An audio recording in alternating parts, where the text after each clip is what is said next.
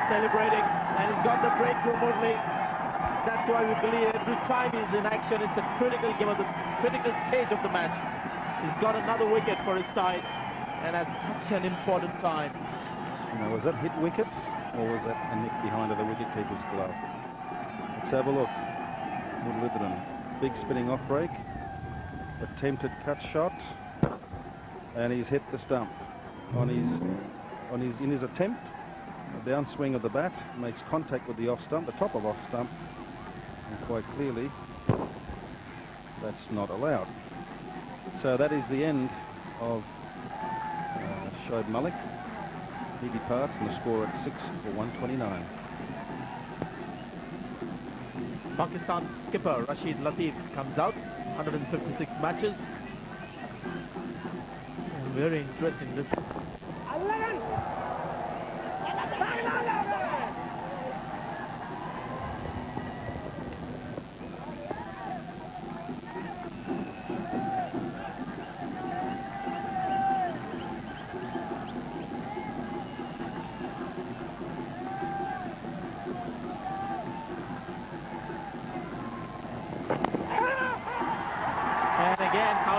Is jumping up in joy. The finger has been raised this time.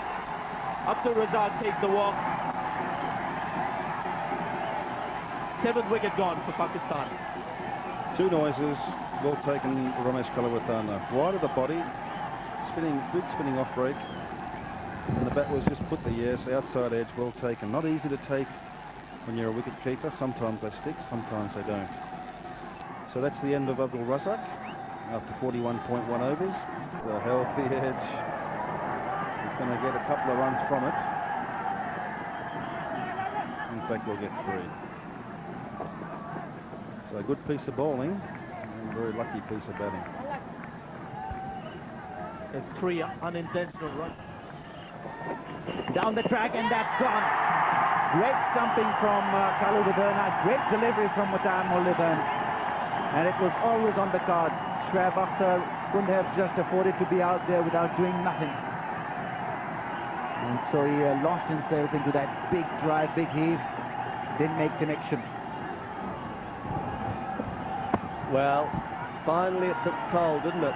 Shoaib Akhtar has been playing a very defensive role out there, and it was too much, the enticement from Muralidharan, so he's been stumped.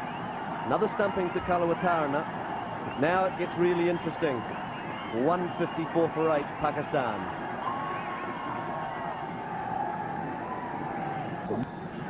It's gone for the big white. Will this be accepted? Yes, taken, and that is game also to the Sri Lankans, although there's a wicket left, but they've got the big one. Kumar Sangakkara made no mistake. He had plenty of time to get underneath that one, and the Sri Lankans know that they've got the big one. And with it, possibly the match as well. Well, it's just a question why it went in the air. Was he hitting from low to high, or was the ball just dropping a little short? He certainly had to reach for it outside, yes. It was one of those strokes that you had to reach for from outside the off stump and had to do a lot of work, and that's why it didn't go squarer. So Sangakkara underneath it looked very comfortable. The celebrations begin for Sri Lanka. Rashid Latif, the danger man, has gone for 20. 156 for 9. So 17 needed. Now the last man is walking in. Shabir Ahmed, 6 matches, he hasn't had a bat. Victim, Shabir Ahmed, very lazy in getting off the crease, but the Sri Lankans have won here convincingly in the end by 12 runs, courtesy Muralidharan, who had a terrific day. 5 for 23 for the off-spinner, and the Sri Lankans are back in this tournament.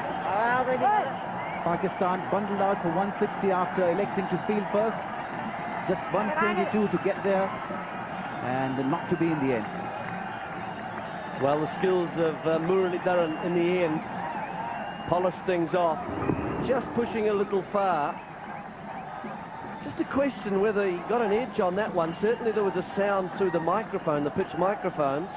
Looked to me as if it might have hit the pad first. Did it come from the glove then, coming up onto the glove? It bounced, and it's held there and close. Certainly the catch was made. Jayawardena regular off spinner. I don't know whether there was an edge there, but the Sri Lankans looked ecstatic. They looked at as if they had got the batsman. Shabir Ahmed took some time to get off the crease, but in the end, Pakistan all out for 160. Put up a brave effort. Is what Pakistan could get, falling short by 12 runs. Sri Lanka used their spinners a lot on this pitch as there was plenty of help. And look at Muralidharan there. Best figures against Pakistan now for him. 5 for 23 and good work by the leg spinner, 2 for 29.